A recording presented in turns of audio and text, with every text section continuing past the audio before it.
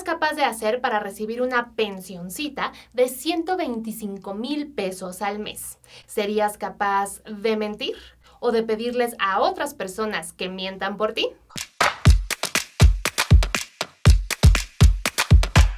Bueno, eso es exactamente de lo que está acusando el gobierno de México a esta mujer. Ella es la directora de la organización Mexicanos contra la Corrupción y la Impunidad. Si este nombre te suena, seguramente es porque el presidente López Obrador una y otra vez dice que es una de esas organizaciones fifís y neoliberales. Y además ha publicado investigaciones sobre, por ejemplo, supuestos actos de corrupción de los hijos del presidente mexicano. Y bueno, ella estaba casada con Carlos Fernando Márquez Padilla, quien murió en octubre de 2004. Un poco antes ese año había sido nombrado coordinador de asesores de la Dirección Corporativa de Administración de Pemex. Y cuando murió en octubre, su muerte fue catalogada como un accidente laboral. Esto quería decir que su familia tenía derecho a una pensión. Y como ahora ha dado a conocer el gobierno de México, esta pensión era de aproximadamente 125,000 pesos mensuales. Pero, según lo que hizo público Pemex la semana pasada durante la conferencia del presidente López Obrador, esta muerte en realidad no fue accidental, sino que se trató de un suicidio. Y antes de que esto fuera descubierto, Casar había cobrado alrededor de 31 millones de pesos en esa pensión.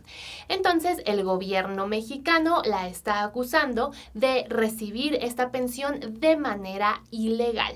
Además, dice que ella, junto con Héctor Aguilar Camín, convencieron a funcionarios de Pemex para que catalogaran esta muerte como accidental y no como suicidio, ya que en caso de que hubiera sido suicidio, pues a la familia no le correspondía esa pensión. Todo esto lo dio a conocer el director de Pemex el viernes pasado, el 3 de mayo.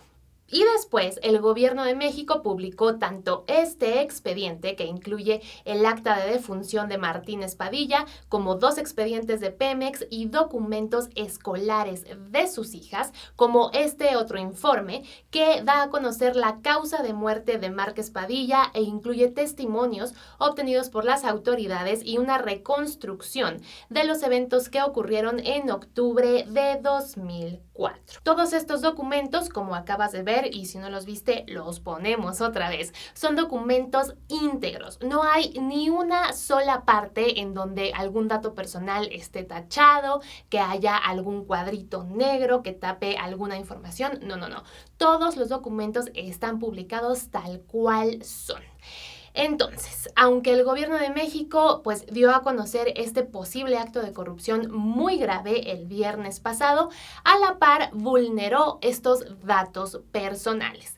Pero, ¿por qué lo hizo? Bueno, por supuesto, eso lo explicaron hoy y vamos a escuchar las palabras del director de Pemex. En esta andanada que se dio de parte de los grupos adversarios de este régimen, conservadores, fue de que se habían violado los derechos de la familia porque se habían dado a conocer. Quiero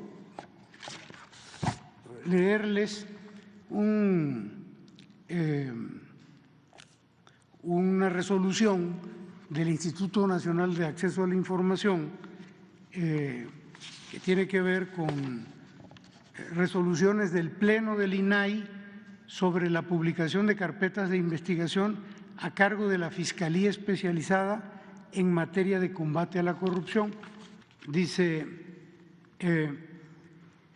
no obstante, la mayoría del Pleno del INAI resuelve revocar la clasificación de la información con fundamento en el artículo 112, fracción 2 de la Ley de Acceso a la Información.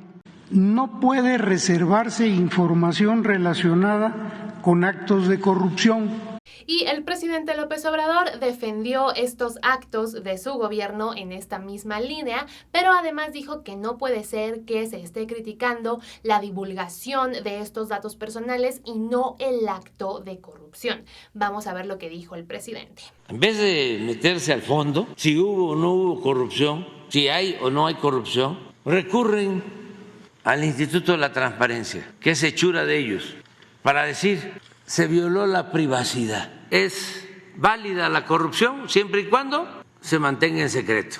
Pero aquí para empezar hay que decir que nadie ha acudido todavía al INAI. Como vemos en su comunicado, el INAI abrió esta investigación de oficio. ¿Qué quiere decir eso? Bueno, eso quiere decir que no hay ninguna denuncia presentada, nadie fue al INAI y les dijo, por favor investiguen esto, sino que los simples actos, solamente lo que hizo el gobierno, que fue publicar estos expedientes en su página oficial, amerita que este instituto, que es un órgano autónomo del gobierno de México, inicie esta investigación, porque efectivamente hay información personal y datos personales en todos estos documentos que están siendo vulnerados por el gobierno mexicano.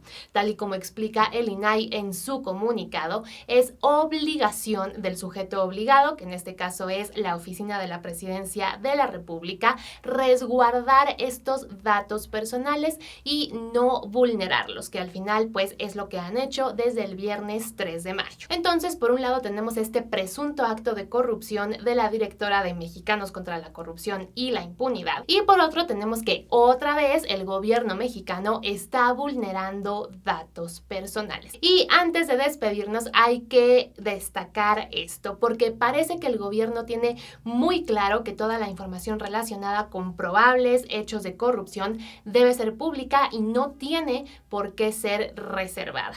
Entonces, pues esperamos que en el futuro, cuando personas, periodistas, investigadores pidamos expedientes relacionados con casos de corrupción, el gobierno haga lo mismo que está haciendo en este caso y nos dé los documentos íntegros, porque hay algunos ejemplos como este, que es el expediente del caso Odebrecht, en el que la Fiscalía General de la República primero se negó por años a entregar los documentos y cuando finalmente los entregó testados, es decir, con estos recuadros negros que tapan información importante, aunque en este caso también se trata de posibles actos de corrupción. Y como les dije, esos recuadritos negros no están en los expedientes del caso Márquez Padilla. Así que habría que preguntarnos por qué en el caso de Odebrecht, que es un caso probadísimo de corrupción, sí se testa información, y en este otro caso se dan los expedientes tal cual fueron realizados. Con esto llegamos al final del video, esperamos que les haya gustado. Por favor déjenos un corazoncito amarillo si vieron todo el video para saber que llegaron hasta aquí y nos vemos muy pronto con un video nuevo.